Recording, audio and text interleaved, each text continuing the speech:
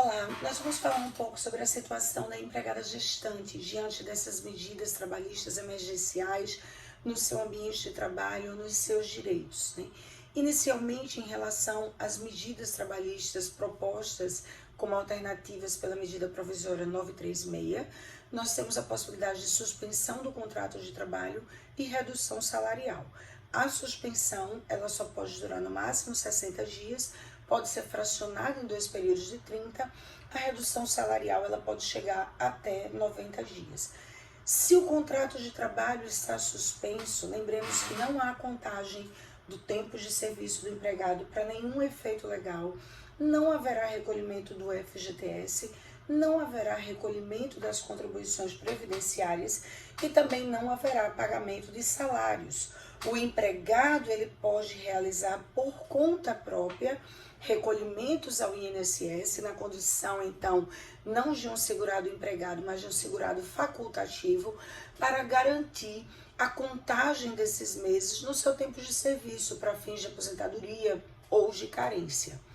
Quais são os direitos que a empregada gestante tem no seu contrato de trabalho em razão da sua condição de gestante? Primeiro, ela tem estabilidade no emprego. Essa estabilidade vai desde a confirmação da gravidez até 5 meses após o parto. Ela não pode ser dispensada sem justa causa nesse período. A garantia de emprego que é prevista na medida provisória 936 para as hipóteses de suspensão e de redução salarial não substitui a estabilidade garantida à empregada gestante que é prevista na própria Constituição Federal. Essa empregada gestante, ela também tem o direito de ser afastada enquanto durar a sua gestação de quaisquer atividades que sejam consideradas insalubres, operações locais insalubres. Ela deve exercer as suas atividades em um local salubre durante a sua gestação e isso também se aplica à empregada que está amamentando durante o período da amamentação. O fato da existência da pandemia já caracteriza qualquer ambiente de trabalho como um ambiente insalubre? Não. É preciso que se demonstre que ela está na sua condição de trabalho, no seu ambiente ou na atividade que ela realiza, sendo exposta diretamente ao contágio do Covid-19, para que isso possa ser um fator a ser considerado para o seu afastamento. Então, as atividades insalubres são aquelas que expõem o empregado aos agentes insalutíferos previstos na norma regulamentar do Ministério do Trabalho.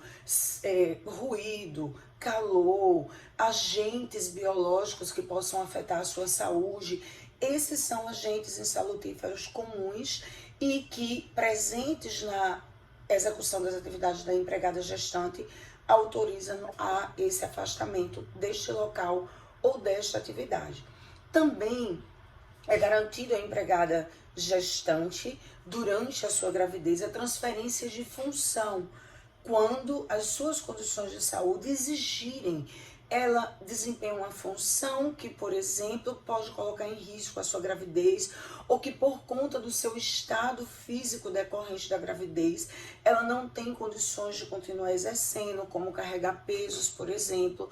Nessa situação, a CLT garante no artigo 392, parágrafo 4º, o direito dessa empregada ser transferida dessa função para outra e depois, cessado esse risco que ela está exposta em razão da sua condição física da gravidez, ela terá o direito a retomar a função que anteriormente ocupava.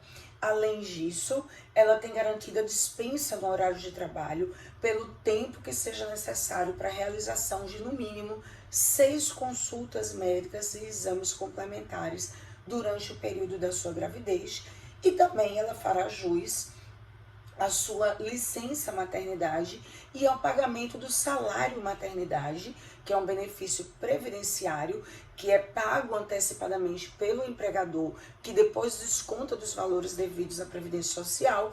Esse salário maternidade dela terá duração de 120 dias se ela trabalhar em uma empresa que faz parte do programa Empresa Cidadã.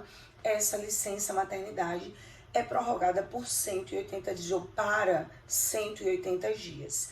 Diante desses direitos que são assegurados à gestante e em face da medida provisória 936, a pergunta é: eu posso reduzir os salários da gestante proporcional à sua jornada de trabalho ou eu posso suspender o contrato de trabalho das empregadas gestantes? Não há qualquer restrição a essa condição gestacional na medida provisória e nem na portaria 10486, que regulamentou o benefício emergencial. Então, em tese, de acordo com o que vem na MP, as gestantes não estão excluídas como destinatárias dessas medidas emergenciais. Porém, algumas peculiaridades, cuidados e riscos precisam ser observados.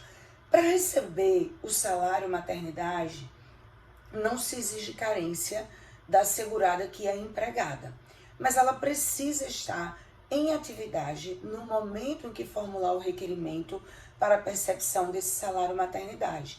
E o valor do salário maternidade, ele será igual à remuneração integral que ela está recebendo, ou seja, equivale ao valor do mês do seu salário. Por outro lado, essa empregada, ela não pode acumular o benefício do salário maternidade com o benefício emergencial pago pelo governo para os empregados que venham a sofrer a redução salarial ou a suspensão do contrato de trabalho.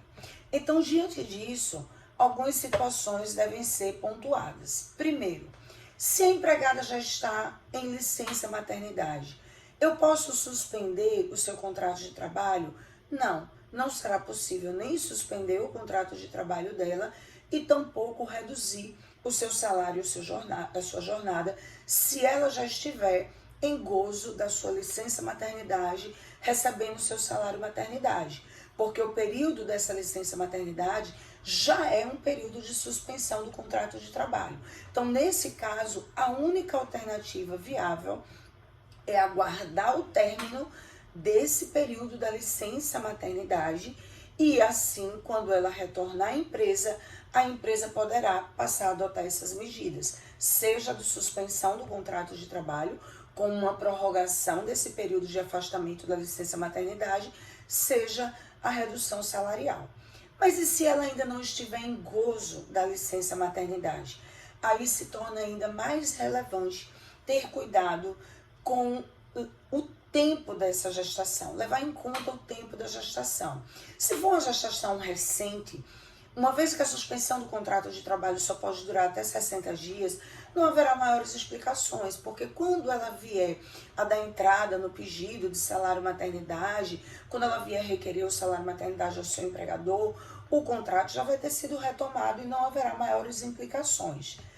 Por outro lado, se a data provável do parto estiver próxima, ou seja, podendo inclusive ocorrer durante esse período que se pretende suspender o contrato de trabalho dela, a sugestão, o aconselhável é que não se realize o acordo para essa finalidade, ou que o acordo seja celebrado para uma suspensão de no máximo 30 dias, calculando cuidadosamente que ela não aconteça ou que essa criança não venha a nascer durante esse período da suspensão do contrato de trabalho realizado com fundamento nessa medida provisória. Se for uma gestação de risco, não é aconselhável em nenhuma hipótese a suspensão do contrato de trabalho dessa empregada na forma da medida provisória 936. Há soluções paliativas e que vão ser mais benéficas, inclusive para ela, como, por exemplo, o afastamento pelo INSS através do auxílio doença.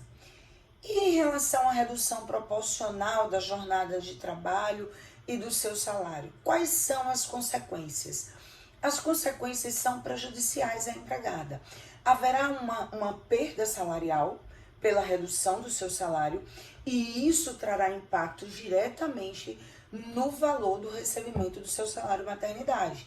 Uma vez que haverá a redução da renda do empregado, o salário de contribuição previdenciário também será reduzido, porque a MP não trouxe nenhuma ressalva em relação a isso, ou seja, a contribuição feita a previdência também será reduzida. O recolhimento previdenciário do empregador ficará, portanto, abaixo do patamar que ele recolhe regularmente para a sua empregada, e isso vai impactar em absoluto o valor do salário maternidade que ela vai receber, porque embora não seja exigida a carência para ela receber este benefício, como nós já mencionamos, o valor do benefício será equivalente ao valor da sua última remuneração, se ela recebe salário fixo mensal. E aí, nesse caso, essa redução salarial não é uma medida aconselhável.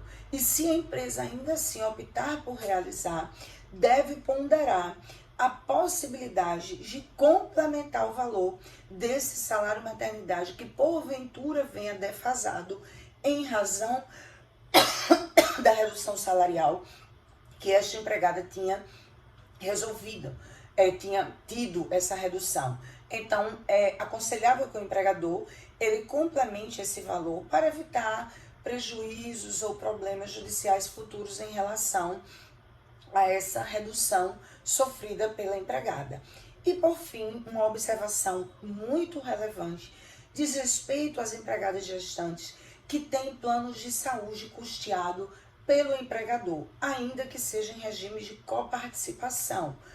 Nesses casos de suspensão do contrato de trabalho, o benefício do plano de saúde, em qualquer hipótese, deverá ser mantido e custeado integralmente pelo empregador, que posteriormente poderá, então, receber deste empregado os valores que eram atribuídos ao empregado neste recolhimento. É muito importante que esse plano de saúde ele seja mantido, não pode haver o desconto da participação do empregado, porque o contrato dele está suspenso, ele não está recebendo salário. Então, o empregador deverá realizar o recolhimento pelo empregado e depois ajustar com ele esse reembolso. Essa orientação está, inclusive, contida na súmula 440 do TST em relação à manutenção do plano de saúde nas hipóteses de suspensão do contrato de trabalho.